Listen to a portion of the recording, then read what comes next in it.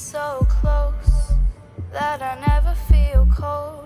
Now I found you, I was alone, out in the dark.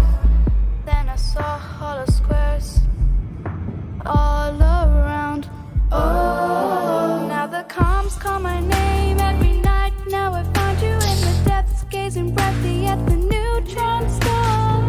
We share the field, scooping jet cones, leaping to the edges of the night. Oh, I was alone, out in the dark.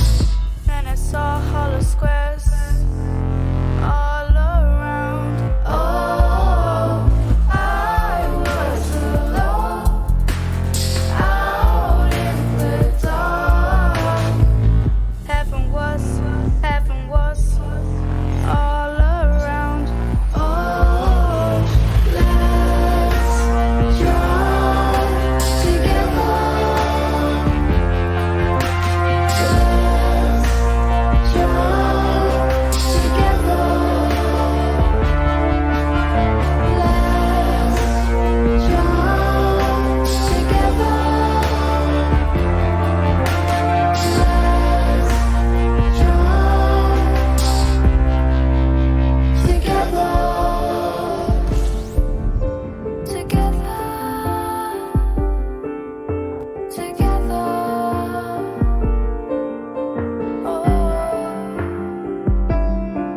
See the tribes blink. Oh, everyone's a soul on a new path, on a brave line. Feel the engines roll. Let's engage it all. Feel the new ride as we all intertwine. Let's jump together. Let's jump together. Let's jump together. Let's jump together. Let's jump together. Let's jump together. Let's jump together. Let's jump. Let's jump together. Let's jump together. Let's jump together. Let's jump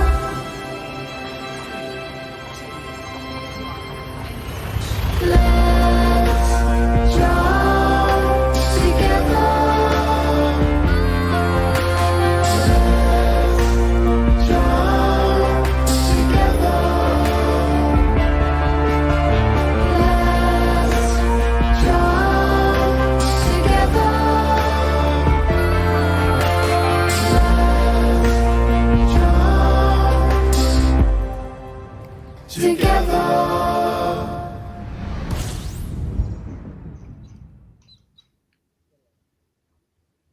There's been a sudden increase in excitement over the last few hours here in the Orbital. There's a cabinet marked Atris 5060 in case of fire from Thargoids break glass, where some wag had blanked out the G and L in glass, of course, and it stands empty, apart from a few shards of crystal and a well-thumbed novel. People are running around handing out pieces of paper with the word awooga printed on it because our siren's broken. A few pilots are crouched on the floor crying, "How can I run away? I don't get my legs until next week." There really hasn't been this much excitement outside Studio 5 since the big crash when someone tried really, really hard to land an Anaconda on Pad 3, nor so many screams since Brown Sunday. The reduction in lockdown seems to have been taken very seriously by Tharg the Mighty, and there will be consequences, we're sure. But here in Studio 5, we keep a stiff upper lip. In Wang Ker's case, that's because he's got a hairy caterpillar glued to it. But for the rest of us, it's just good old-fashioned Botox. Banter is once again absent this week as he's doing something with a parallel universe or galaxy or some such. I really wasn't listening. Still, he has sent us this heartfelt message. Our mics are live.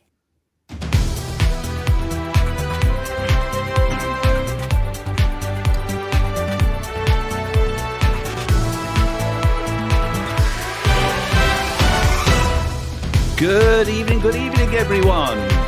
Good evening to the extra 3 theme tune. Theme tune?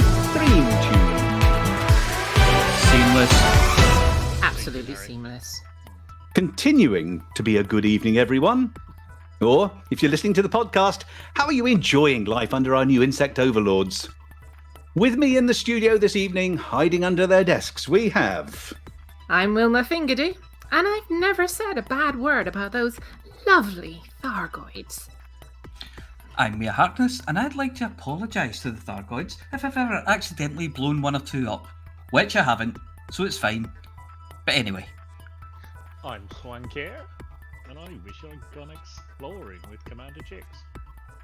I'm Norma Snockers, and if any of those 8-tangled menaces come near me, they'll know what'll happen.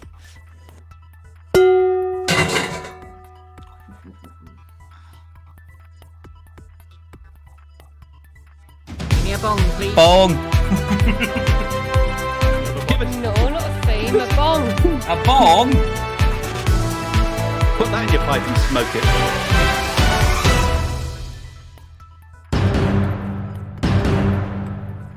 If you're happy and you know it, don't buy a clipper. Don't worry, Nocty. Size isn't everything. If that's Mr. Dusty, I'm a getting out of here. Twilight Barkers to the rescue. Atras 5060 is back, and he's got a little list. Faction, distraction, inaction, reaction. I'm reading this as part of my community service.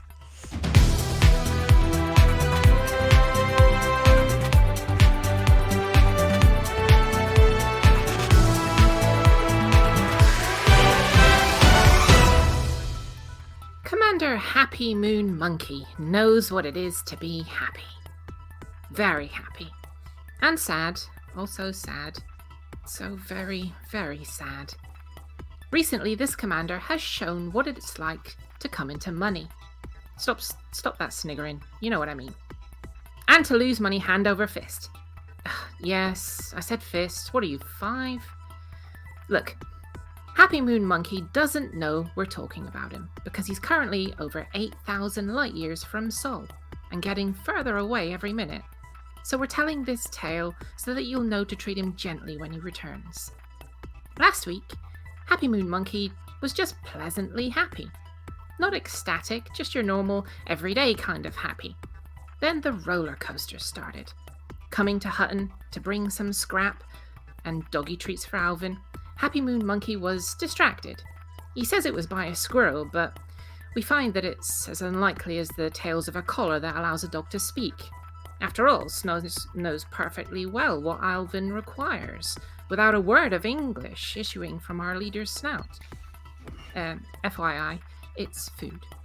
Anyway, sorry, we seem to have drifted a bit there. Yes, Happy Moon Monkey was distracted, and so proceeded to use his ship's emergency braking system, which involves hitting the general area of Pad 3 at speed, wincing, going, "Oh shit!"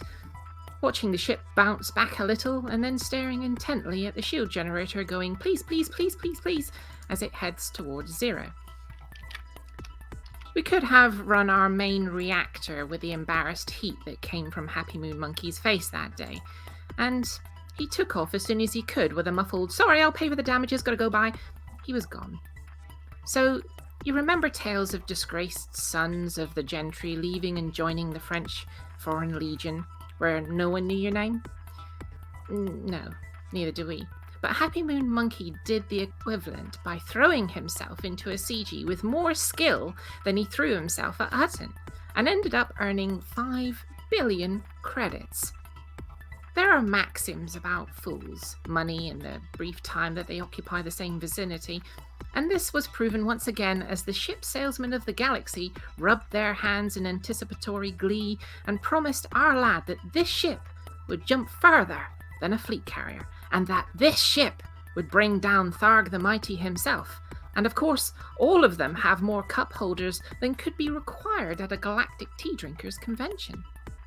Drunk on success, the endorphins generated by buying many, many ships, plus the complimentary sparkling drinks of dubious origin with which he'd been plied, Happy Moon Monkey took his shiny gold-plated Corvette out for a spin. And a rebuy. And a spin. And a rebuy. And after the third time that this happened, he immediately realised that he wasn't ready for the Corvette. He was like a noob who tried to dogfight with the anaconda he's earned from his first afternoon's mining profits. Severely chastened and metaphorically emulating the guy walking home from the casino, still wearing his black tie outfit, the tie itself undone and hanging loose, a half-finished bottle of champagne held loosely in one hand, Happy Moon Monkey decided that he'd had enough of people for the moment. So he switched from his formal wear to an explorer's outfit, which we understand may be t-shirt and pants, trousers optional. And in 2 days, he's gone more than 8,000 light years. Whilst his notoriety, not the kind that the Pilots Federation cares about, but the far more important social notoriety, dies down. So please remember to be kind when you see Happy Moon Monkey next. His tale could so easily be yours. He sent a message to say that he'll be back to the bubble soon, but he might swing by the center of the galaxy first. So many icy bodies to scan.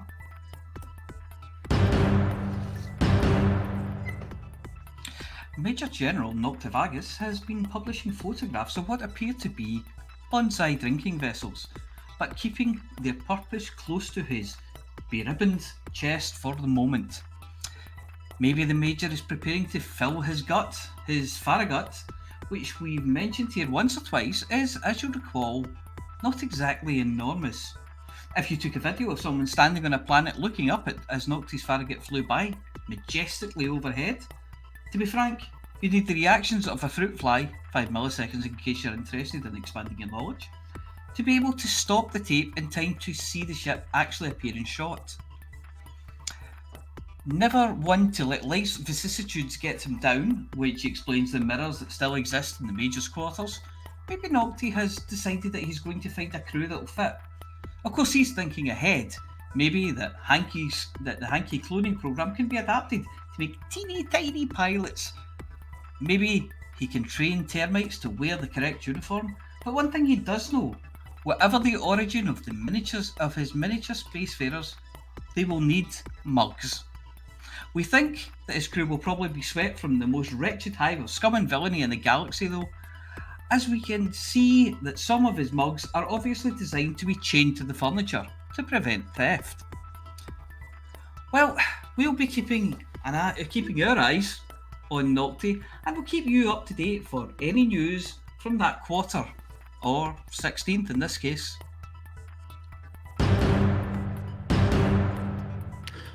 We thought that it was a coincidence that Commander Chicks was covering Van Marnen's star during the same week that glitches started appearing in the Matrix.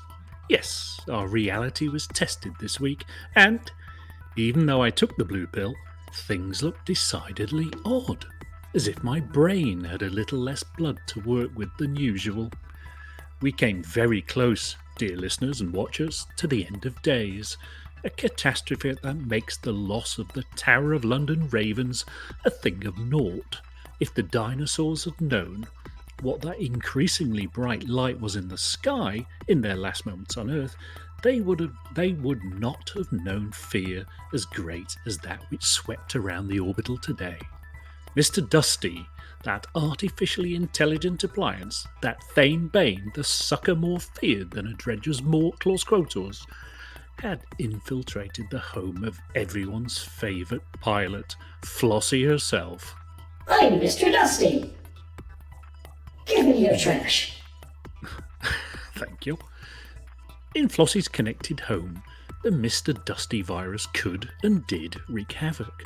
Doors locked and unlocked, the toilet flushed whenever wrong way spoke the word parking, and the smart display was set permanently to play loops of salt-laden galaxy commentators. Worst of all, the virus had disrupted communications, and Flossy was forced to cry for help via a very poor data connection, made by making Romway stand on the roof, facing Hutton with an unfolded coat hanger in his teeth and a 5mm plug up his jacksie, and even then she could only transmit in black and white. In the hours that led up to our broadcast tonight, the remaining presenters have been huddled round a battery-operated Ouija board trying to keep Flossy's spirits up, all dreading the possible outcome. For it is said in ancient texts, such as Woman's Weekly, that if Flossy is not present at the recording of the Hutton Orbital radio news, the universe's creator will realise that her plan has been completed, and that there is no point in keeping it going any further, at which point the universe as we know it will be neatly folded away. You do know it's a myth about women and maps, don't you? Apart from needing to turn around to read it, of course. And whatever comes next as a hobby for the supreme being, such as bell ringing, will commence. This is, of course, known as the Big Clang Theory.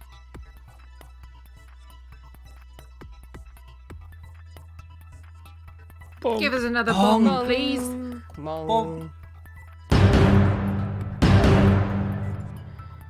Commanders Throwian, Lirelei, Nemb, or NEMB, and Infinite Dreamer, riding high on the mention in last week's show, plus a fresh supply of rum, have been out, doing good for Hutton this week.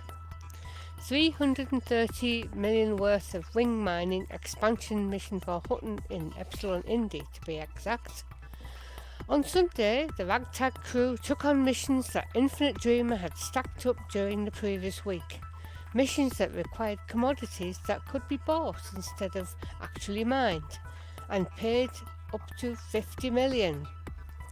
The wing was formed consisting of Infinite Dreamer in a cutter, NEMB in a T9, Lirelei in a T6, and Throwian in her brand new Python named Evergreen, presumably as a tribute to her skills at getting wedged in the toast track. Their efforts helped Hutton, and Throwian and Lirelei became allied with Hutton and also a lot richer. Despite the obstacles placed in their way by the galaxy, they performed like true truckers and did it for the mug.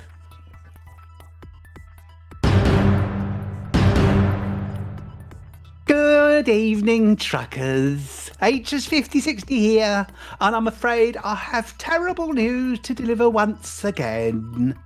The Thargoids have returned in force, and good lord do they seem angry. The sneaky buggers have launched attacks across the outer reaches of human space, lovely, showing that our expansion into the nebulas surrounding the bubble is still not welcomed.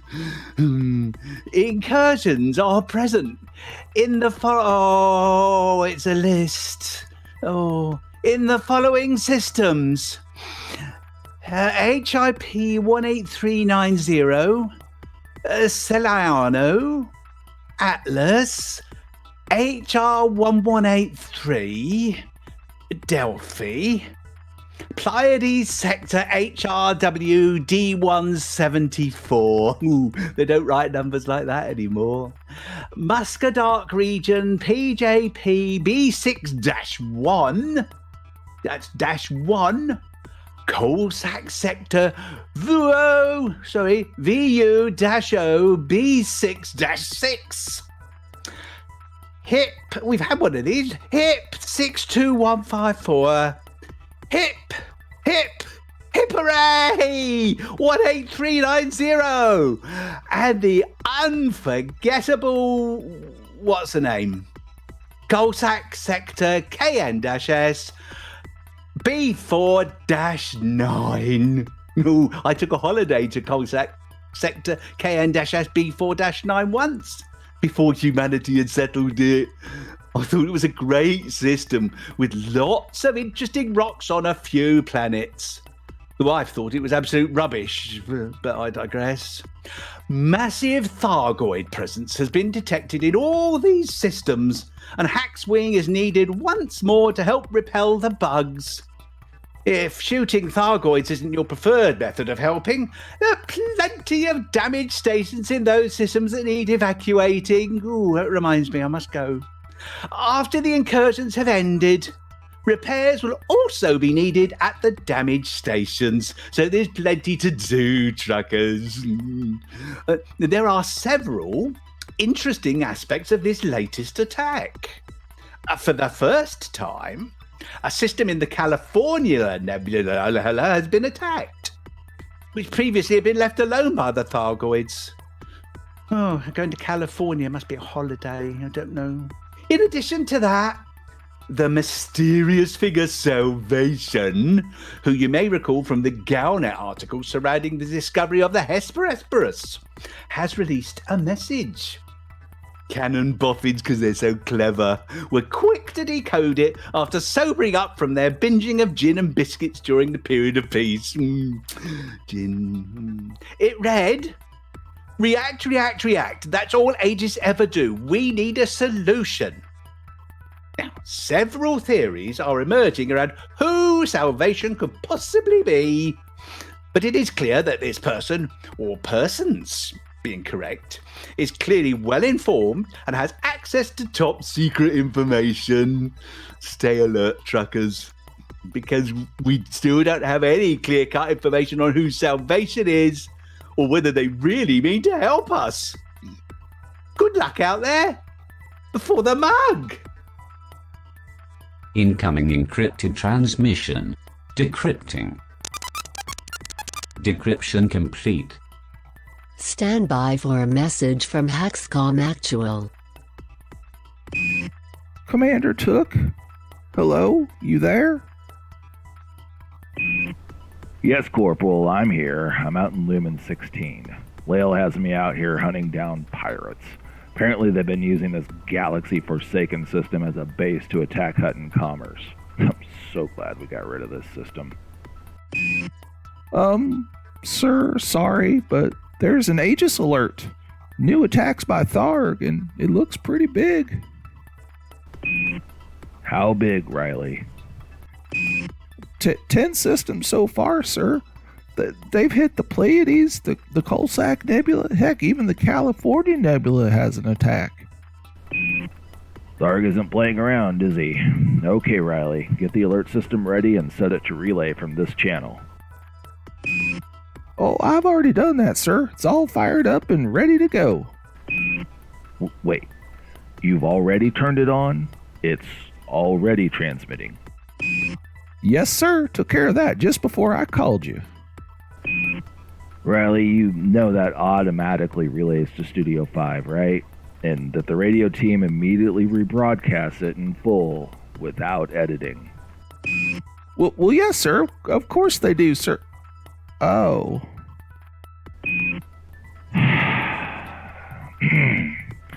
Okay, Hackswing, this is not a drill. Tharg has come back and hit us hard. Looks like Aegis dropped the ball as usual. No eagle eye warnings, no incursions, just an all-out attack. Our initial goal will be to drive Tharg back in the Pleiades to help Operation Ida be ready for station repairs. We'll make our initial stand in the Sulano system, followed by the Atlas system. It's been a while, so here's a refresher for you. You can hunt Goids by looking for non-human signal sources. Threats 3 and 4 will be scouts only, and you can take them on with basic AX autocannons. Higher threat levels will be larger number of scouts, interceptors, or both. To fight the interceptors, you'll want Guardian-based weapons, especially if you're taking them on alone. Then there are the AX conflict zones. AXCZs will usually start out with waves of scouts, then you'll probably have some Cyclops interceptors, and then sometimes you'll have one of the really big boy Goids. You're best off working with a wing of commanders to clear out an AXCZ. If you want to help, but you're not an AX combat pilot, the burning stations in the attack systems need evac ships to remove civilians and non-essential personnel. Remember that Tharg tends to lose interest in a system if most of the people in an attack station have been removed. Guess once the sardine tin is empty, it's not any more use to him. And once the fires are out, Operation Ida is going to need help hauling repair supplies. There's something for everyone to do in this fight, Commanders. Good luck out there, truckers. Watch your six, keep your eyes on the signal sources, and defend the mug. Hexcom message complete. Defend the mug. And encrypted transmission.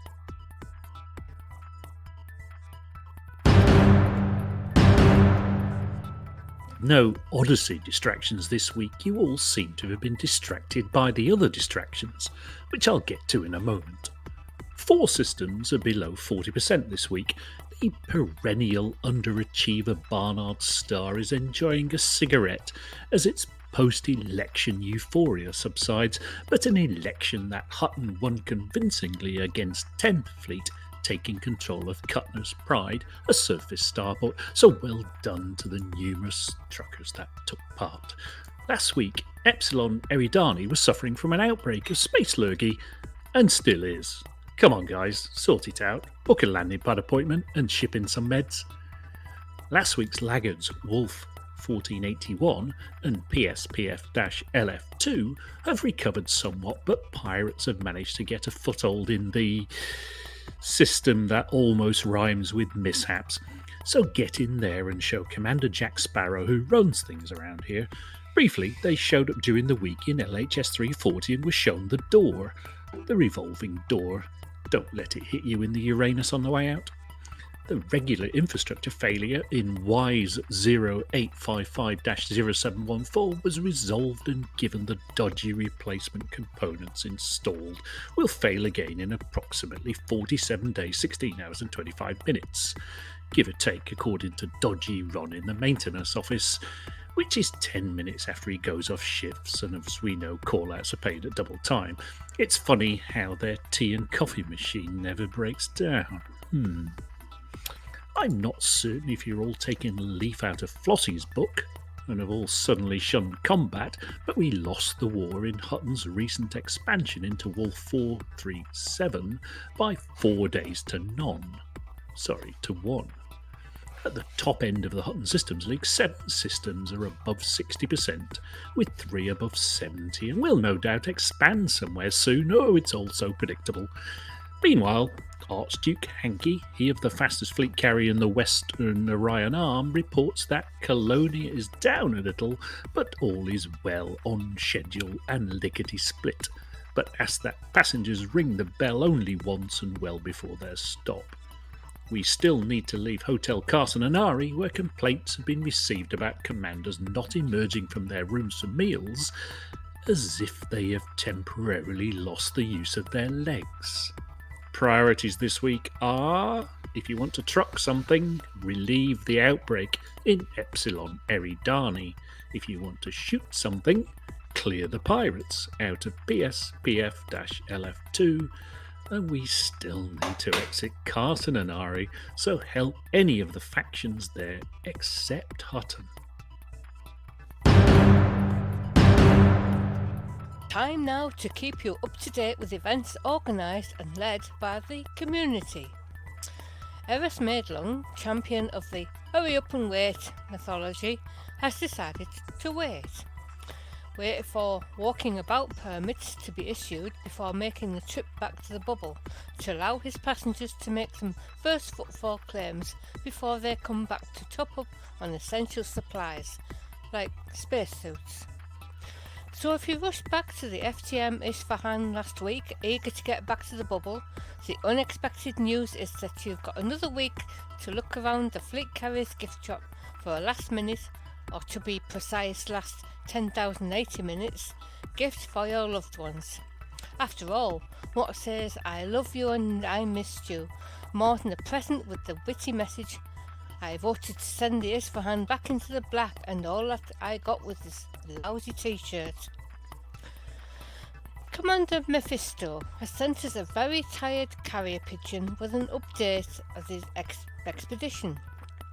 Over the 9th week of the Comfy Cannon cruise, the Conchu jumped over 35,000 light years from the eastern reaches of the Milky Way towards Colonia to rendezvous with the fleet carrier Angel's Share. This vessel was generously sent from the bubble by Commander Illyrium, who spent over 1.5 billion credits employing the tritium depot to fill it up to the brim with tritium. In a swift operation, passengers moved the stuff over to the refuel Conchu, thanking the donor for having saved them from hours of mining. Today the cruise resumed course and is expected to have made the last over 13,000 light years to Ashura shortly after this radio show. After a few weeks in the Colonia bubble, the Conchu will venture out again to explore the galactic centre. Details at bit.ly/comfycanoncruise. It's CQC Saturday in a few days, organised by Commander Shoreside Customs and open to all platforms. Come out for our monthly CQC event. This is great practice for people with no combat experience as there is no rebuy. This event will take place at 1600 EST, which is 2100 UK time. Details on our Facebook events page, which is being linked in the chat. In a move that should surprise no one, the elite racers have had a ship race this weekend. It's on Sunday, May the 16th, 1800 UTC in game time at Barrett Hub, Lalandi 22701. Practice laps are encouraged, and if you want to get involved, details are at the Elite Racers Elite Dangerous Racing Club Discord in the announcements channel. Now, some reminders of upcoming events that we've covered in detail before. First, on May the 22nd at 2100 BST, that's 2000 UTC, Commander Venetia has organised what he's calling the Texas Lakon Massacre, and he describes it thus. In honour of all that Buck Naked has done on the radio show for the Hutton Truckers and his love of Lakon spaceways, we'll be using a T-7 to mine and act as bait for pirates in a Hazres in Wolf 1481. The T-7 will be escorted by 2 small ships and a medium ship of your choosing. The goal is to defend the T-7 while it mines and racks up some bounties with the escort ships. Details are on our Facebook events page, which is again being linked in the chat. The Deep Space Network set off on June the 4th for the Artemis The Deep Space Network set off on June the 4th for the Artemis Biological Survey 2 to travel round the inner Orion Spur to explore the stellar systems in search of new biological features and exceptional geological formations in partnership with Vista Genomics. They returned July the 11th, and details, including their Discord, being operated jointly in English and in French, can be found at bit.ly/Artemis Survey 2. And don't forget the July the 14th Hanky Party celebrating his 6th fleet carrier, schedule on our Facebook events page. Again, the link is posted in the chat. And that's all we have for community-led events. Think we missed one? Then let us know about it and we'll include it in a future show.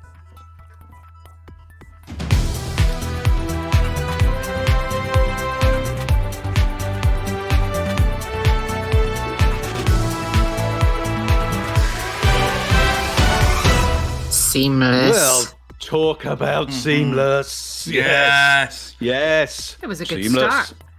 Yes. It was a good start and it get better from there on. Yes. Yep, it was that idiot at the beginning made it all wrong. Yes. Hello, everybody. How are we doing? Hello. Hello. Seamless. Yes. Yes. Very seamless. Good. Welcome, everybody, after all that lovely, lovely news. And this is the bit where we do the chatty bit. Yes. Yay, Oh, I'm gonna say that chatty. now. Hooray. Yes. Oh, let's get the serious bit out the way. We don't do serious bits. We we'll will do do serious. attempts It's only at humour. Wait a minute, this It's is only fun. silly. serious. We do serious? Shut up. All right. No, you shut them up. Up. Yeah, Oliver, thank shut you. them up. Oh, oh! Oh, right. Okay. Hello, everyone. I want a bleepy button. I want a bleepy button. I need So a do bleepy I. button. I want a fucking bleepy button. That. Yeah, I Right. want that. Okay, the EDMC, the Elite Market Data, EDM, Elite Dangerous Elite Market Dangerous Connector. Market Connector, Market Connector, yes. You almost yes. got it right first time. Yeah, Yeah. the It's a bit like E-Dicky- YMCA, but different. E-Dicky Muck or something. There's been an upgrade to it. To Is that the Scottish? 5.0.0. Is that the Scottish version of Elite Dangerous? Chubby. Elite Dangerous. MCD. Aye. Yes. You'll find that when you load it, it will auto upgrade to 5.0.0. But then Hutton Helper goes, and doesn't work properly. But we have, thanks to lots of people working very hard through the night, got an update for it. You need to go to the Hutton Helper, and best thing to do is delete the plugins folder and re-download and get it. And its version, for the full one, it's 2.2.12, or if you've gone for the light or the litty version, as it says on the page, L1.0.6, and that should work. And that the default folder for that is C users, your name, app data, local ED market connector, plugins, Hutton Helper. See, that's easily remembered, isn't it? Yeah. So easy. C users, you app data, But- local and ED, you can net see it when market if you connector, load plugins, Hutton Helper, EDMC. yeah. If you load EDMC, which I'm just doing here myself. So let me just and get you- it straight. It's users, you, app data, local, ED market connector, plugins, Hutton Helper. Yeah. What she said. And C and the thing users, is, if you, if- app data, local ED market connector, plugins, Hutton Helper. It's easy. It's so simple. Confused. You will If be. you load EDMC and go to the plugins tab, you can actually see what it is. All Like right. that. Yeah. Would you find that in C users, you, app data, local ED market connector, plugins, See, Hutton no, Helper? What I don't want is a Glaswegian sitting there saying, see you. See You know? ye. See ye. Jimmy. Yeah. Yes. Oh, I'll do my best Ross Abbott impression for you. See you, Jimmy. Good. That's Good, It that's- was yeah, like he that- was in the room, wasn't it? Yeah. Yes. So, It was almost like he was in a room. Van Marnenstar. Van What? Marnenstar. What about it? What? The Mighty Monks. We done them. We took We the handed them 10th their fleet. buttocks in a box. We Oh, did the 10th that. fleet. Yes. Yeah, the 10th fleet. What's this VMS election? Van Marnenstar. Star. The election was in That Barnard. system coming It up. was in Barnard's Star. Was it? It's like, God's what I sake. know. I did Well, wonder. it was one star or another. We've only got, we've got more than 25 actually, but 25 Yeah, but systems. the It only was one with star in the Barnard's name. Star. Barnard's. Oh, Barnard's. Oh, it's B. not- Leyton Star. Oh, BS. BS. Not VS. BS. BS. Looking at that. What the Where hell's the going on? Dockers come from. I've missed an election, a whole election out of the BGS. Yeah, you were probably distracted by the one in Barnard Star. Yes. Oh, I'll tell. Well, that's most of the rest of the script ruined then, right? How can you tell? I don't know. I spent all day on this. The script I always was looks like tired. that. I'd I was one, tired, obviously. one evening of doing missions for Banner Star, but the last 2 nights I haven't been able to do anything because I've no internet. You Yeah. could have imagined it. Go through the I motions. tried Yeah. to. It's the most did powerful get Mr. Duffy, computer. didn't I you? had to find Wow. other things to do to pass the time. Oh, it's dull, You isn't it? could just sit in a beanbag in the middle of the living room, Sit- and just sit- weave about. Meow, pew, pew, pew, pew, pew, pew, bam, bam, bam, bam, bam, bam, bam. She's been spending the evening talking to Wrongway, which is why he spent today holding on to the trousers of the engineers here. I say, fix it for the love of God, fix it. Fix it. Fix it, I'll take me with you. dear. Whatever the name of the star is, I tell you, we did win the election, which is surprising. The papers must have been sent to the wrong place. That's because everybody else was campaigning in Van Manen's star. That's how we won That's it. where all those postal votes went. Yeah. Oh dear, we'll have to recount them. I'll tell you, a couple of people who have had their names put forward for being extremely truckery, for saying, "Oh, we got an election in one of those star places. Let us help." Yeah. If you're listening, Commanders Jintosh and Cavaros, you two were singled out. Somebody has put your name forward as being extremely truckery. Yeah. And Jintosh, you've already got a Hutton decal, which you won for Hutton Top Trucker or Sports Report. But Cavaros, Kaveros, if you're listening, and if you're not, why not? If you're listening, contact itookpart@huttonorbital.com and you can have your very own Hutton decal for your ships and SRBs for being so splendidly truckery. Cavaros, well done. Jintosh, too bad. I don't think there's a higher It's a good compliment job than I've already got splendidly one then, truckery. isn't it? Yes. Well, you're doing it because you have no choice. Yes. You're forced to. Yeah. Forced to. Yes, but it's Once in you're your in that contract. you can't get out. Yeah, it's in your contract. You have no choice. Right. There was a stream this evening, wasn't there? Arthur was doing something. There was. Arthur was on the Xbox and hunting Thargoids on Xbox. Do you think that was some kind of sop? Because since it's only a week till Odyssey, look, we haven't forgotten about Xbox. Oh, it's good that you haven't mentioned that or anything. You mean they put Chapter 4 onto Xbox already? Wow. Yeah, that's what happened, aye. Bastards. Never mind, you get a nice plug in the VMS video coming up later. Oh, do we get a nice plug in it? You do, yeah. You sure it's the VMS one, not the Banner Star one? Because, yeah. Yeah, It's all right. so similar. Yeah. Oh, no, that's You not interfere going away. with one goat. I don't know. It's not going away, yeah. Shag one sheep. Suddenly you're Harry the sheep shagger. No. I've just got rid of that epithet. I don't want that coming back again. Yeah. You should I've have had to stayed away move from them since then. then. Yeah. So anyway, the Frontier live stream, there was lots of flying about and laser and scouts, and then they moved on to interceptors, and Arthur's ship was a hell of a mess, but he kept going. I think he might have been using railguns. He was using a beam laser at the start and then something else, but he had some help from some other people who were competent. But he did very well. I have to say, he did very well. I don't think he's done much Thargoid hunting before, but he did very well. I could just say, "Don't shoot the flower, people." Probably because he didn't have Bruce to help him. Bruce wasn't helping in the way that By only running Bruce him over can. or shooting him. Yeah. So that was the Frontier live stream. The drops were disabled tonight because it was coming from Xbox. I don't know if drops work with Xbox or don't. They'll be were coming in 6 disabled months' tonight. time. Don't worry. Yeah. So drops are back next week, I think. Dropsy will be back. Dropsy will be back next week. Yes. That's a hell of a way to talk about Bruce, though. Yeah. Right. So I think that's it, isn't it? Yeah, yeah, I've killed off the conversation. Well, Not for the first time. But of course, just a little bit of advance notice. Say next week's show is the day after. Oh my god! Yes, and it is our intention to try I hope you're bleeping and this. broadcast. That's everybody. That's everybody except who can't join us. Can I just get a bleep? You. Yeah. Apart from the rest of us are going to hope to broadcast live from the bar at Hutton.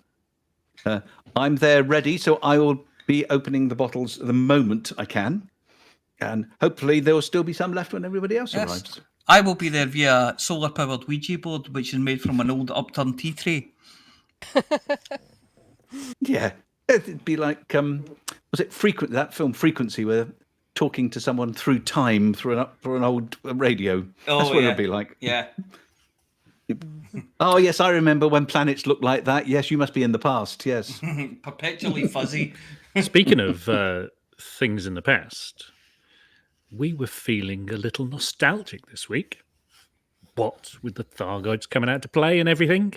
And we did mention Brown Sunday back in the intro, so we've had a delve into our archives. We were feeling brave after our inoculations, and we dug up this from 2 years ago. It's the story of Floor Mopping Guy. Hello, and welcome to a very special edition of Harry Balzac Drops In. Tonight I'm not travelling to exotic locations, telling you about the wonders of the galaxy, reviewing restaurants with a 3-scoopable star rating, or even visiting one of the pleasure palaces of the Outer Rim. Apparently, the management at Hutton Orbital Radio seem to have a different definition of reasonable expenses from mine, so this time I'm sticking close to home. Hutton Orbital. When it came to a choice of subject, I turned to my listeners. My sack has been bulging this week, and a quick rummage revealed a letter from our very own apology officer. The letter was short. It consisted of just the word "sorry" and a name, or rather a job title. My family has always been intrigued by a mystery, and this enigma tickled this Balzac. Today it is my intention to bring to you the story, nay, the epic saga that is the history behind the life of the so-called Floor Mopping Guy. Who is this mysterious figure? Why does he mop the corridors of Hutton Orbital with such intensity? Why did he always wear that white spandex outfit? I first met Floor Mopping Guy as he and his mop made their way toward the Hutton Orbital Radio offices. It was 2 p.m. on a Thursday afternoon local time. The station was busy and Cecil was asleep, processing his lunch. I attempted to interrupt Floor Mopping Guy to ask him a few searching questions. He just glared at me as I introduced myself, and his agitation only grew as I pumped him for information. Finally, he reverse mopped, pirouetted round me and was gone like a cat. A floor mopping cat. As he swished his way industriously across the studio, I heard, Right, Herman. He moved towards the crew with intense sweeping motions. Sorry. Why? He's going to be in here for bloody hours now, and I have to get to that coffee festival on the parade before it closes and they pack up all the freebies. The presenters let out a selection of sighs, exclamations and swear words as they lifted their feet in unison. You won't get anything from him anyway. He was here before any of us, and I've never heard him say a word. Maybe Vantian will know more.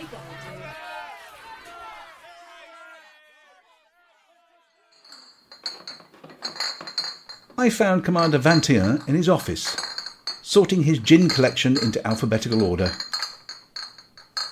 He's been here forever. Why do you think this place is always so spotless? It really should be a lot grottier than it is, and that's down to Floor Mopping Guy. Doesn't even work here. Well, as far as I know anyway. Does he ever rest? Well, the security bog spaniels have to find him and herd him towards the police station. Usually when he gets there, someone shoots him with a dart. Then they use a big butterfly net to restrain him until the sedative takes effect. While he's out, they feed him through a tube and clean him up. As soon as he's awake, he's off again, though.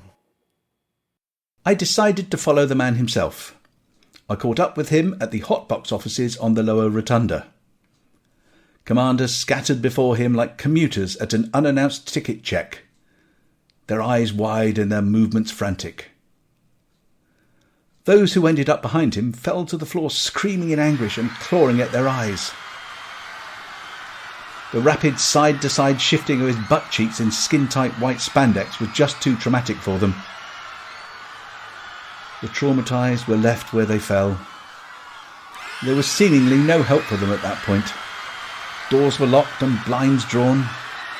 Commander Rampage hammered on an office door pleading to be let in. Guys, this isn't funny. Let me in. He's here. Come on. Let me in. Come on, please. Someone relented and he was dragged inside. Floor mopping guy rounded a corner and the horror was over just as swiftly as it began.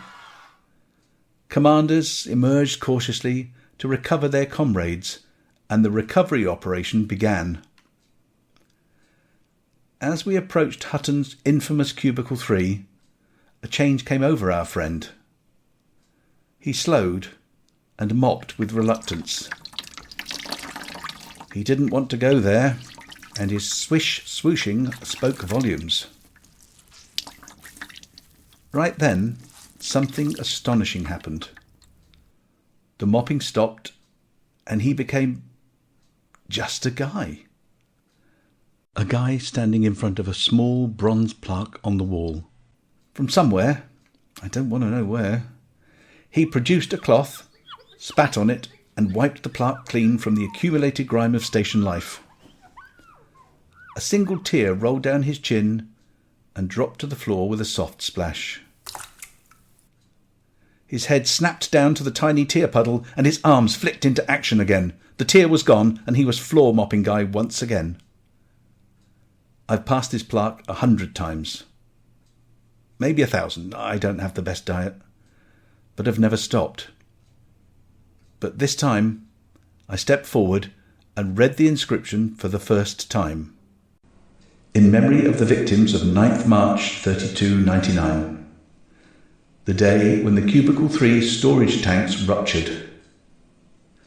A day which the people of Hutton Orbital will long remember as Brown Sunday.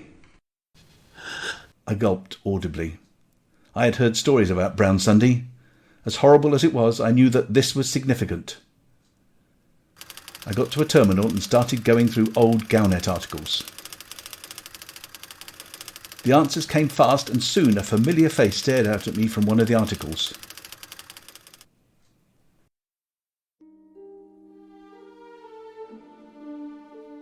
As it turns out, floor mopping guy was the on-duty Cubicle 3 attendant on that fateful day. When disaster struck, he was caught in the direct path of the tidal wave of jobbies, or Poonami if you will. He was saved only by jamming his mop Charlene across the Cubicle 3 door and hanging on for dear life. If you're ever in there, take a moment to look up from your Galnet printout and examine the inside of the door frame. The dents are still there. After the cascade of crap had ended, our hero, because he is a hero, stayed on for the clean-up operation, working tirelessly to clear the corridors and install industrial-strength Magic Tree air fresheners everywhere.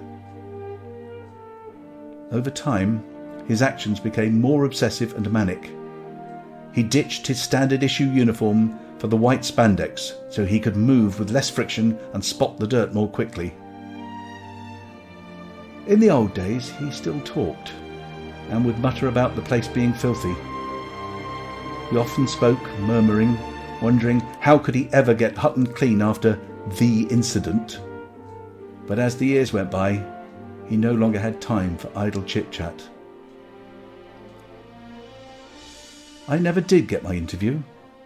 I didn't find out his side of the story, and he's still mopping. And maybe that's for the best. Experiences like that can scar a creature, and being asked to relive them can bring back nightmares and sensory flashbacks. So next time you see floor mopping guy, just take a moment. Even if your need for Cubicle 3 can be described as pretty bloody urgent, and give him a respectful nod. He's earned it. And who knows, he may reward you with a pirouette from him and Charlene.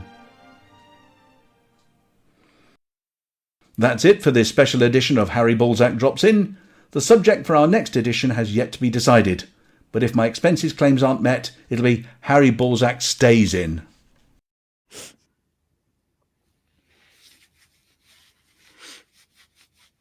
Well, I, for one, will be taking extra notice of that bronze plaque when I'm next in the vicinity of Cubicle 3. Just as long as it doesn't stop me from watching where I'm walking, that is. Now we go from the relative past to the immediate present. I've always said if you want a lesson in history and grammar, talk to Beetlejude and Wotherspoon. There's nothing that she doesn't know about mistakes that have been made, and nothing that he doesn't know about the colon.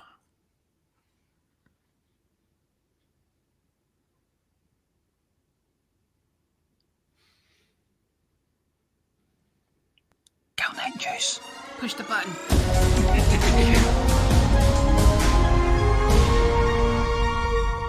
Galnet News Digest, 13th of May, 3307. We read the news so you don't have to. In this week's news, Delphi research motive for a Thargoid attack. Salvation, bad mouths Aegis. Imperator victorious as Federation turns tail. Parallel galaxy, for Odyssey commanders.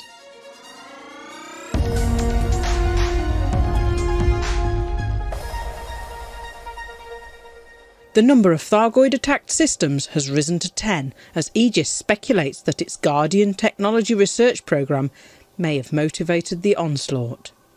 In addition to the 7 stations targeted this morning, Ark's Faith in HR 1183, Donar's Oak in Pleiades Sector IR-W D1-55, and the new Kumo Syndicate station Fort Zeno in HIP 62154 have been attacked.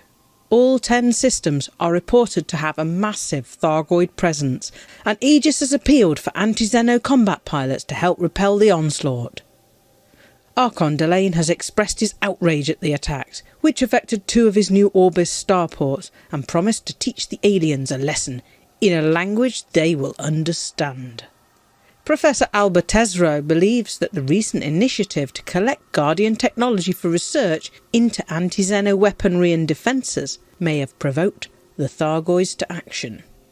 Thargoids are known to be hostile to anything of Guardian origin, so it may not be a coincidence that they attacked the starport in Delphi, where the research samples are being stored. The commanders of all 10 damaged stations have put out an urgent appeal for assistance evacuating personnel to the waiting rescue ships.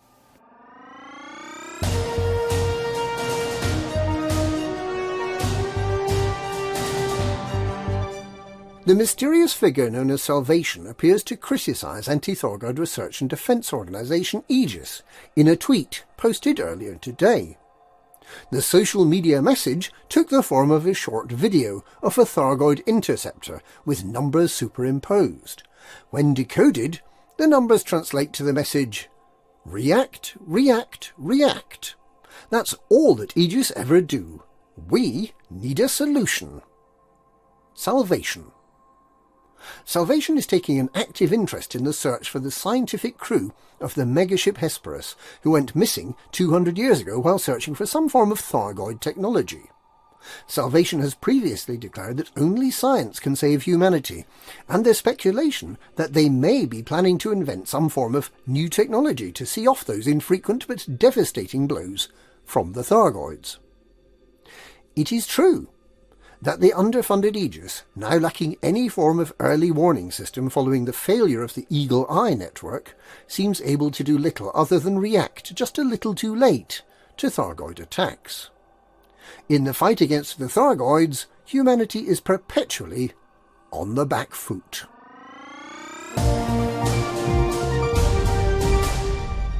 Imperator Hadrian Duval has won a significant victory over attempted summary justice by a federal faction.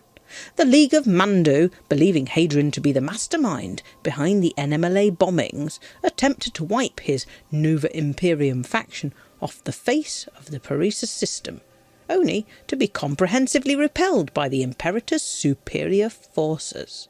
And the Imperator didn't spare the tub-thumping rhetoric, speaking of honour hard won by those who fought against the arrogance of the federal invasion, and reiterating Nova Imperium's stance that the Empire must stand separate from the lesser superpowers. But he also reiterated that Nova Imperium would continue to participate in the war against the starport bombers. The Federal Diplomatic Corps made the best of a bad job, with Ambassador Catherine Carlyle praising the zeal of the League of Mandu in attempting to take the law into its own hands, while admitting that it had acted prematurely and without authority, and promising that it would soon depart from Parisa. And indeed there is little reason for the Command Centre megaship Harmony's Shield to remain in the system, as federal achievements in the war were insufficient to earn any bonus for those who took part. The modest Nova Imperium bounty is available for participants to collect from Dyson City. It is not clear at this stage whether the Imperial faction opposed to Nova Imperium, the Periaci Imperial Consulate, might try to topple Imperator Hadrian. For now, peace has returned to Parisa.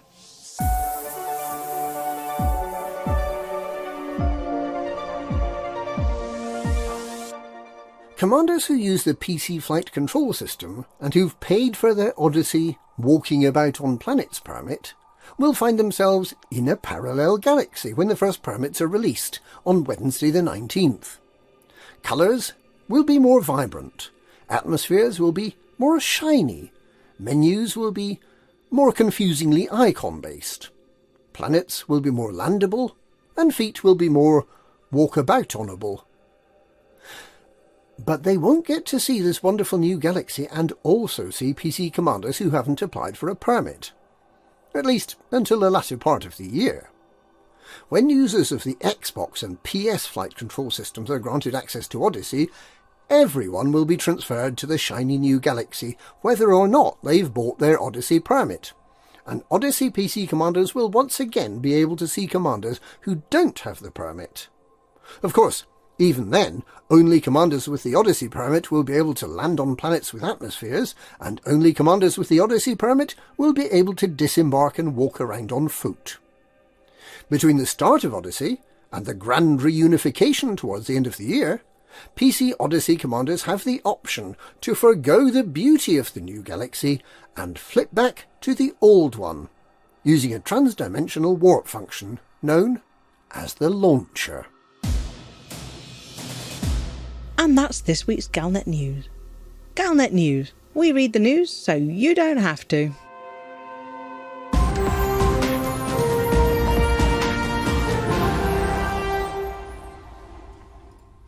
Thank you, Commanders Beetlejude and Witherspoon. That's the second best product of digestion that I've encountered this week. And the other one is none of your business. Anyway, it's time for Commander Chicks to carry on exploring Hutton's crevices, as he gives us this week's encounter from the A to Z of Hutton Space.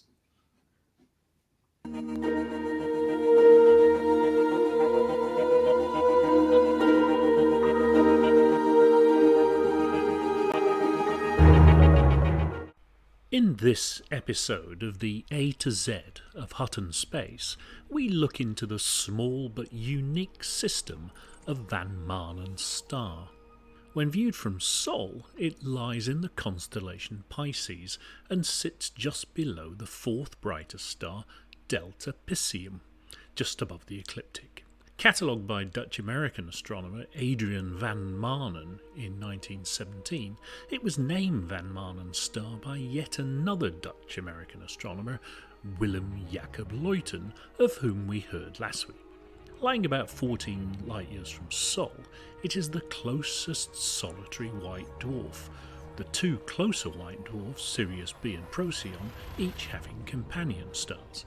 A remnant of a star originally about 2.6 times the mass of Sol, astonishingly, it is now only 1% the size of Sol and retains only 2/3 of Sol's mass.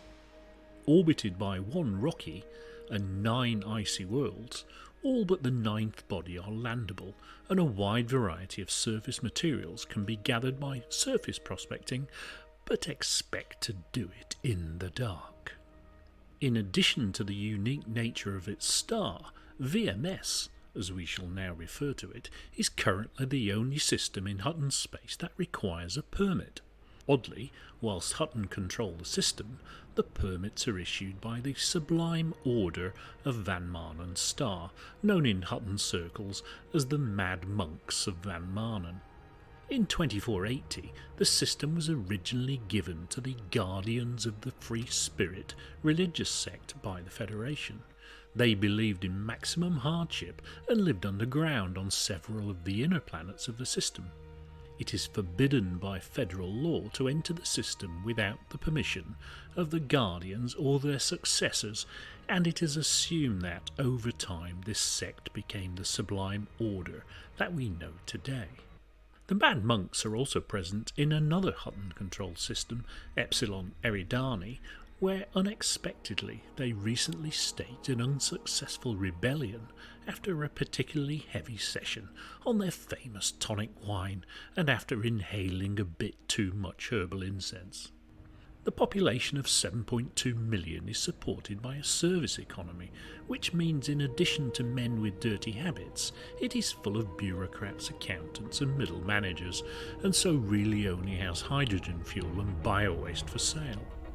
2 stations serve the system: O'Connor City, a Coriolis station with a landscaped interior, orbits the first planet Major, and Thurston Gateway, the bafflingly remote outpost over 100,000 light seconds out.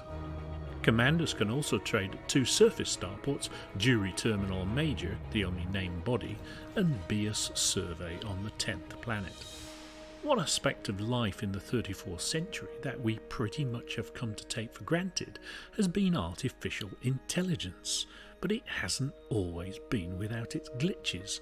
From HAL 9000 to Ash to Maximilian to Shodan and Clippy, Siri, Cortana, that unfortunate incident where Alexa crashed the Brazilian power grid instead of opening my emails, and don't get me started on Skynet. Of course, I'm talking about none other than that insidious AI trash gobbler, Mr. Dusty. I'm Mr. Dusty. Give me your trash. Who eagerly murdered Dr. Linsky as he was innocently deadheading his dahlias. A notable follow-up incident occurred in VMS in early 3303 when intrepid Hutton Radio reporter Rex Bottoms was tipped off about a dark hidden secret entombed in the bowels of O'Connor, the system's principal station, and foolishly decided to investigate. In the circumstances, given Mr. Dusty's vacuous appetite, you could say that he was Dyson with death. Being one of the earlier systems to come under Hutton control, VMS has seen much Hutton history. Due to the continual glitches in the Pilots Federation matrix causing endless wars in other systems and breaking several of the BGS crew in the process, the honour largely went to the opposable thumbs wing of Hutton, the Hotboxers. Hotbox is now the official Hutton custodian of VMS, safe behind the Pilots Federation mandate, introduced shortly afterwards, that no permit lock system shall be expanded into.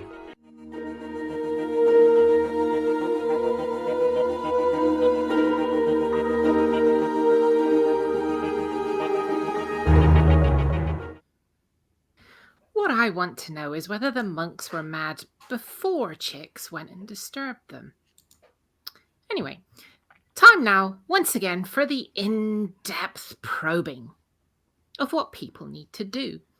Told to us in a lovely way by the lovely Flossy with the CG News. When the universe is in trouble, bug infestations in the bubble, your home station's burned rubble.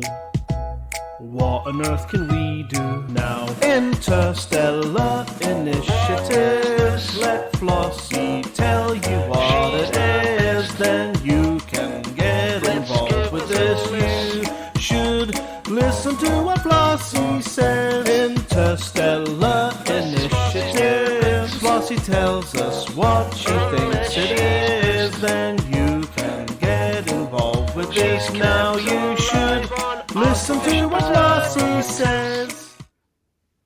Well, after that big lead-in, this is Flossy here with this week's CG News. Last week's CGs ended in triumph for the Nova Imperiums, who finished at Tier 1. And, well, there are no CGs this week. Sorry. Oh. I think FD may be busy with something. I don't know what. However, it looks like the Thargoids are back and have attacked some stations, so there will be some passengers to rescue. And that's it for this week's CG News. Flossy told you what to do. Well, thank you, Flossy. Glad I took notes with that one. The apology officer is back with us live, and I'm assured that grey pall on her skin is just the result of a lack of vitamin D, not actually death. So I'll hand over to Mia Harkness for the Hutton Sports Report.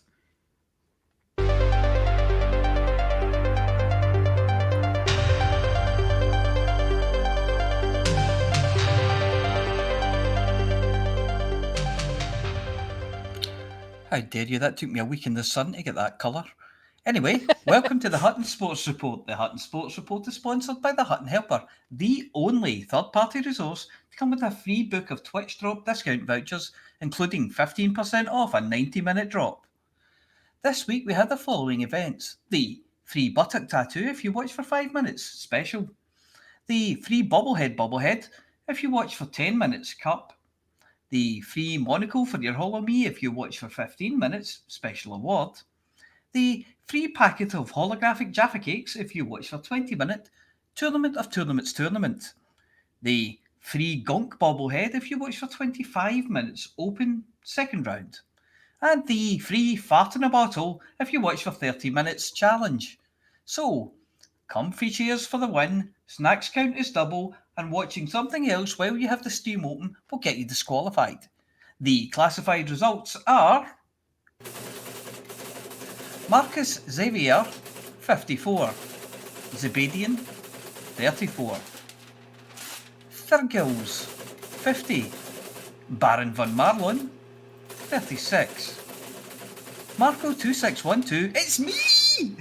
678; Jintosh, 368.5; Aiden, 480; Mezer Curin, 148; Shattermage, 873; Iron Beagle, 168; Montgomery Python, 798; Cadargo, 590; Stenhouse Violet, 2; Port Glasgow Athletic, 3; Glenbuck Cherry Pickers, 1; Cronbury Eglinton, 3; Hackle Caledonian Thistle, 2; Hazel Hazelonians, 2; Sparta Stein 2051, 1; Rapido Tau Seti, 2. And decals this week for Marcus Xavier. Please email itookpart@huttonorbital.com and arrange to collect your Hut decal kit, which this week consists of extended versions of all 3 Lord of the Rings films, which you have to watch before we tell you where the template and paint are. 5 Hutton runs this week. The fastest of those is by Commander Palantir at 1 hour, 24 minutes and 24 seconds, which puts him in 154th place overall. The slowest this week was by me. I got distracted by Psycho Cow's pub quiz and overshot by 0.13 light years. Anyway, my time was 2 hours, 49 minutes and 31 seconds, which puts me in 568th place overall. So, moving on. Are you bored? Is your arse making buttons waiting for Odyssey coming out for real? Have you been getting nostalgic for those meetings in the bar where you and your friends played Cushion Jenga and Peter the Sleeper? Don't sit around pining. Learn to love your flight chair again. Ah, the curry stain. Well, you tell people it's a curry stain anyway. Your bum groove in the chair is just where you remember it. The smell of stewed tea still warm in your Hutton mug, and those streaks which show up in the canopy every time starlight shines through it. So, pack up your legs, store away your probinators, and get back to doing things the old way. How, you ask? Well, I'll tell you how. Just go to hot.forthemug.com and download or sign up for the Hutton Helper before going out there and doing whatever space shiz it is that you do. Let's face it, anything has to be better than standing around looking at your space wardrobe wondering which Twitch drop purple flight suit you're going to wear today. So, that's it for me. Back to Studio 5. Thank you, Mia, and well done, Marcus Xavier. Now, keen listeners, what's the sound equivalent of eagle-eyed? Bat-eared?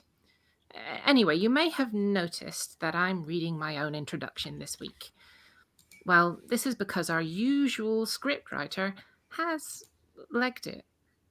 Up to their belt area with work, getting ready for next week's launch of something or other.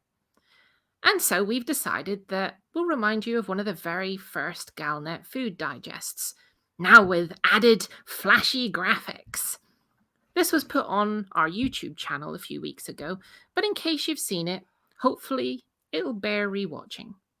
I'm going to put my feet up and listen to myself narrating to the story behind the Mokajin Beast Feast.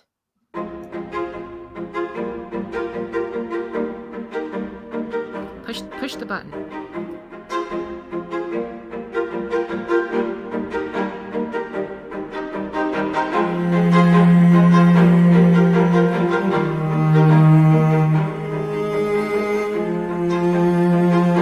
Push the button with sound.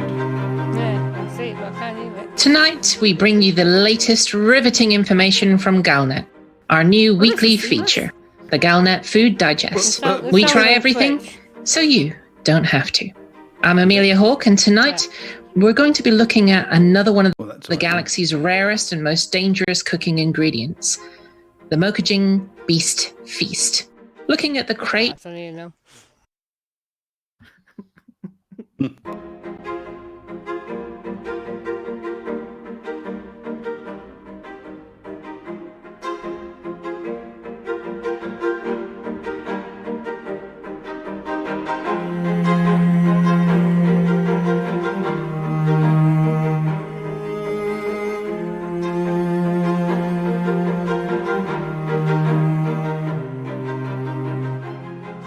Tonight, we bring you the latest riveting information from Galnet, our new weekly feature, the Galnet Food Digest. We try everything, so you don't have to. I'm Amelia Hawke, and tonight we're going to be looking at another one of the galaxy's rarest and most dangerous cooking ingredients, the Mokajin Beast Feast. Looking at the crate the Beast Feast is delivered in, we're in for quite a banquet. The first hint for the contents is the colourful packaging in orange and black stripes emblazoned with the words, "Warning, they're great. Eat them before they eat you," and a picture of a rather vicious-looking tiger. You have to look carefully, though, as he's well camouflaged. Advertised as the galaxy's most dangerous cereal, this is about as far away as you can get from being made from toasted flakes or puffed rice. Unless the flakes have really big teeth and the rice has a habit of dismembering you with each mouthful. Whatever possessed the designers of this cross between a bar snack, tapas serving, and meat-fortified breakfast snack to use the ingredients they did boggles the mind. But the outcome is said to be one of the most exciting meat-sweat-inducing feasts in the galaxy. If you want to eat your way to the top of the food chain, then this is the food for you. Noli Terminal in Mokajin occupies a system with both an Earth-like planet and a water world. And it was here that early settlers discovered that they shared their new living space with a range of creatures that appeared to want nothing more than to use them as a little bit of snack every now and again. A little bit like Australia. With an abundance of prey creatures on the lush planets, the megafauna of the bitey and eaty variety have developed specializations in a biological arms race that have left them feared as some of the galaxy's most dangerous wildlife. Whether it's the Mokajin drop bear and its uncanny ability to unscrew the top of your head while snacking on one of your ears, to the toothsome flying megadonto duck, which not only steals the bread from your hand, but takes everything up to your bicep with it. It is said that the reptile life on the planet makes Jurassic Park look like a trip to the local petting zoo. And deep-sea fishing is one of the most dangerous professions there is. You do it with a fusion-powered submarine and high-yield warheads. And even then, the many-tentacled Mokajing Kraken will probably just laugh before dragging you to Davy Jones' locker. As humanity does when faced with adversity of this sort, their first thought was, can I eat it? It turns out that you can. And unlike planet Earth, where predators make very poor eating indeed, most people preferring grass-fed, free-range, lab-grown burgers, the fauna on Mokajin is actually quite tasty. If you like the Ucheng chili flavoured pork scratchings, or those dodgy late-night kebabs that they sell outside the nightclubs in O'Connor in Van Manen's Star, usually after a bottle or three of your tonic wine made by the Mad Monks, then this is just the food for you. The ingredients on the box state that the feast is reinforced with 223 confirmed man-eating species. Too many to name here.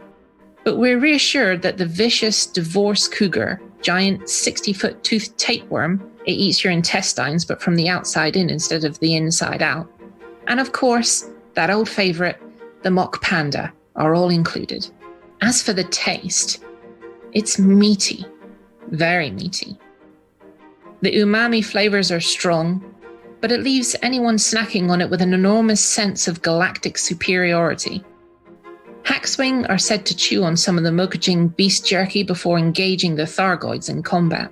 They wouldn't be drawn as to whether any of the salvaged Thargoid hearts that accompany explosive green clouds after combat are included, but you can bet your bottom dollar that they're coming out with a new improved recipe sometime soon. Is it worth the cost? Well, judging by those vicious-looking Shih Tzu we saw prowling outside the compound here, I wouldn't want to head out hunting without being paid an awful lot of money. Definitely not vegan-friendly, though. Next week, exactly what are the botanicals that they use in Bast Gin? And how does it compare to Hutton's very own Centauri Mega Gin? I'm Amelia Hawke, and due to excessive meat sweats after my first Beast Bar snack sample, I'm going to go for a cold drink and a bit of a lie down. This was a special report from the Galnet Food Digest.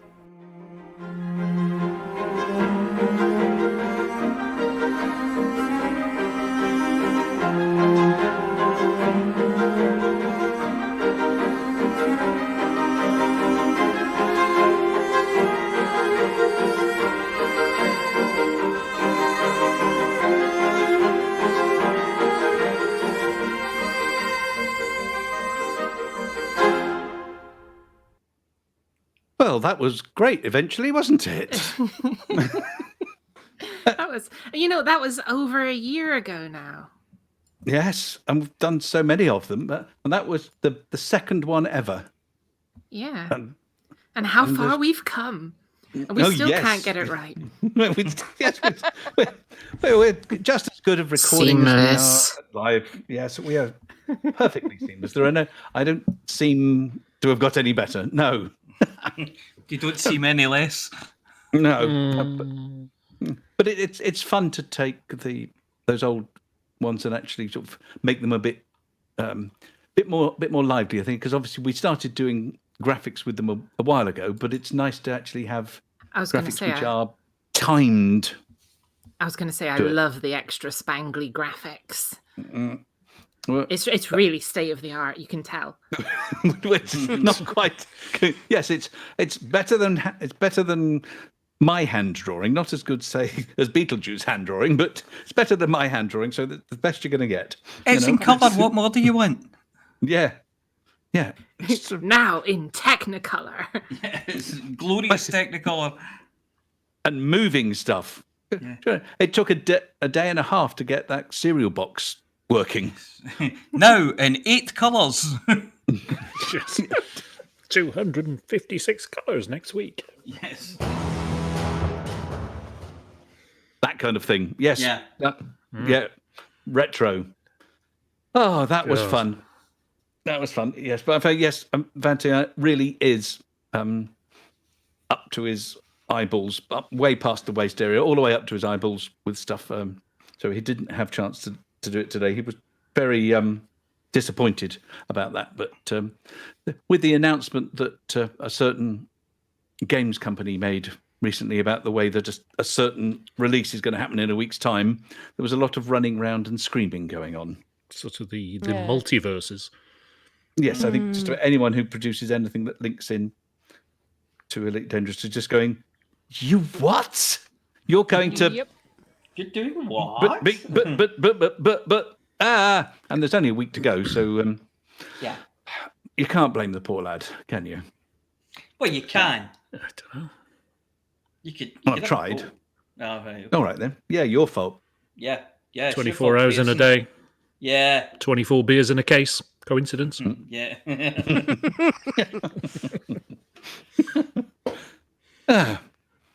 Well. Are you just going to string this out for another 3 minutes? You just end at 10 o'clock, don't Well, you? I managed to buy a box with 48 bog rolls in it. I don't know what that says for the day, but... What's a bog roll?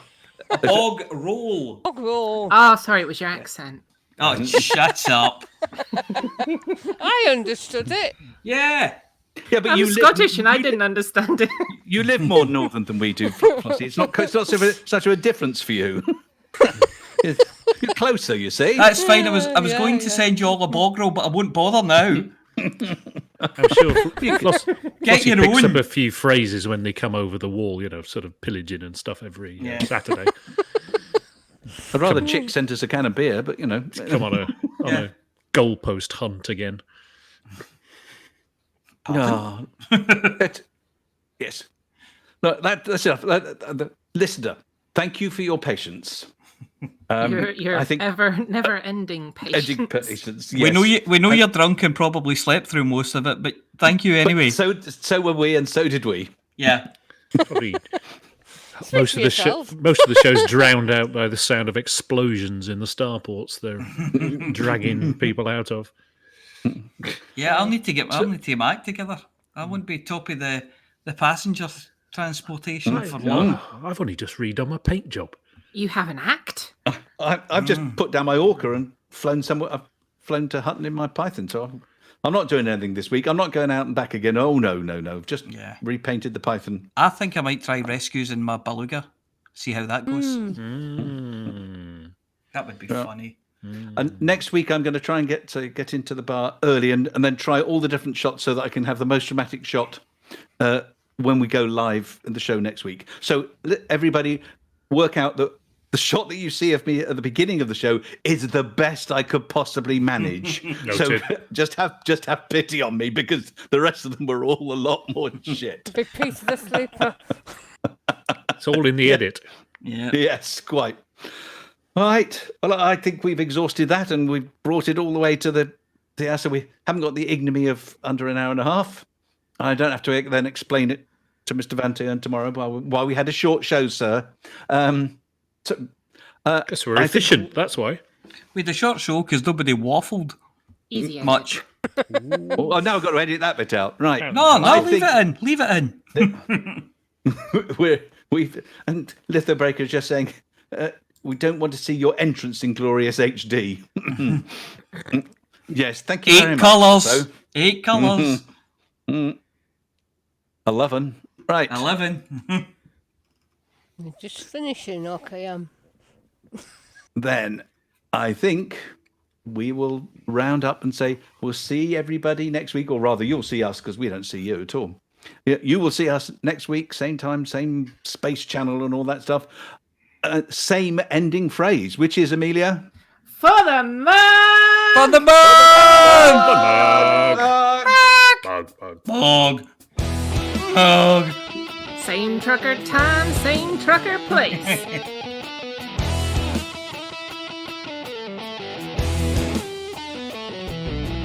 No journey too long and no cargo too small. The profit margins never really mattered at all. We're gonna take the cargo where it's needed today. Super cruising all across the Milky Way. We'll take anything, anytime, anywhere. Loading up the T-9s to the brim with rails. For the mug, yeah, you know just where we're coming from.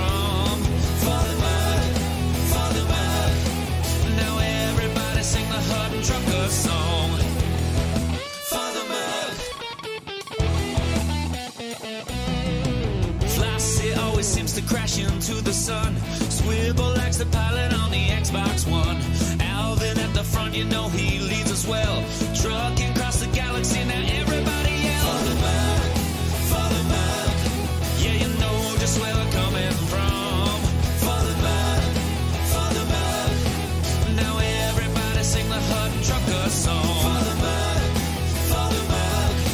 Yeah, you know just where we're coming from. Father Mac, Father Mac. Now everybody sing the Hutton Trucker song.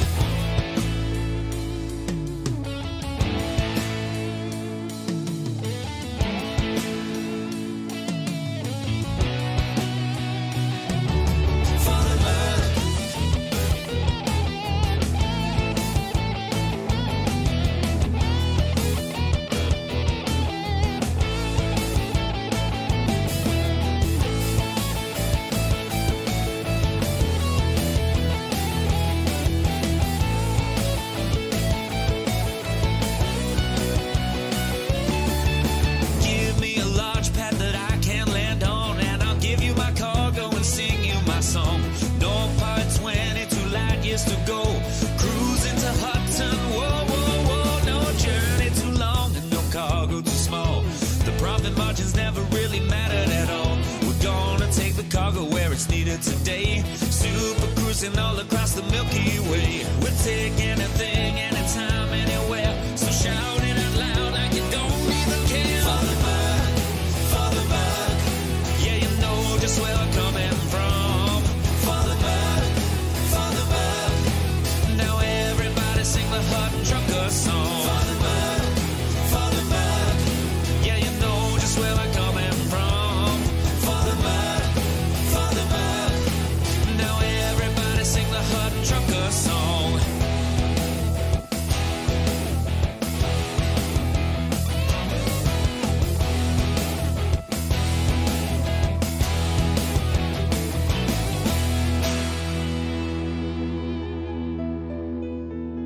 We are very, very sorry for all of the mishaps, all of the misbroadcasts, all of the non-broadcasts, and all of the nonsense which has happened at this evening's Hutton News. I'm Mr. Dusty. Well, thank you very much. That was excellent. Give me your trash. Touchdown, my heart is beating. See the dust on my feet, feel the weight on my bones, hear my breath in my head. I'm free for the first time. Touchdown, my eyes are believing. See my friends on the ground, hear the steps, hear the sounds, watch them fly to the hills. We are free for the first time. Let's start this odyssey. First steps in front of me. My eyes are wide to see this future. Let's make this odyssey. Frontiers for us to see. This is so wide, this is the future. Embrace the future. On this odyssey.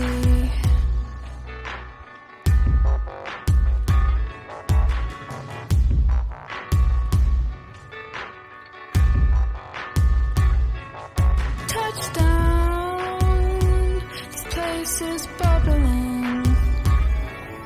Watch them run, watch them fly, have a drink, start a fire, climb a ship, see the size for the first time. Touchdown, we are greeting. See the look in their eyes, on my heart, raise the prize of a fight for their lives. Yeah, we are meeting. Let's start this odyssey. First steps in front of me. My eyes are wide to see this future.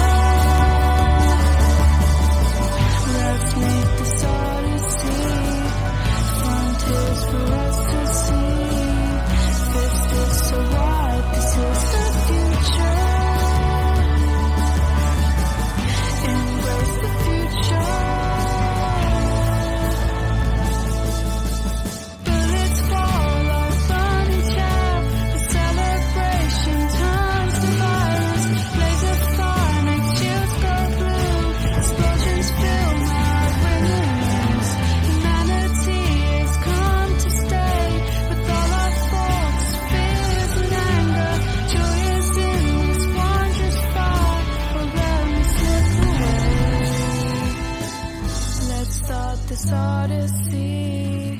Brave steps in front of me. My eyes so wide to see this future. Let's make this odyssey. Frontiers for us to see.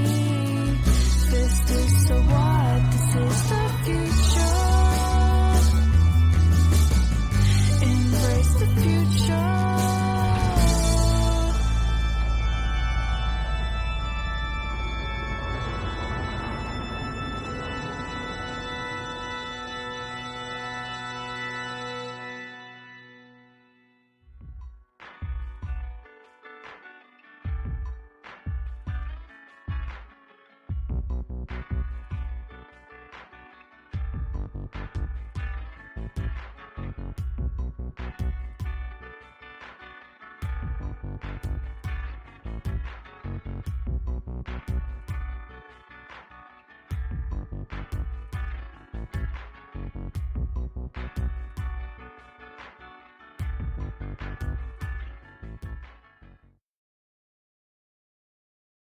Ladies and gentlemen, that's the end of the show.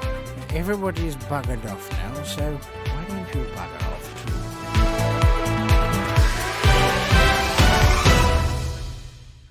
Night all.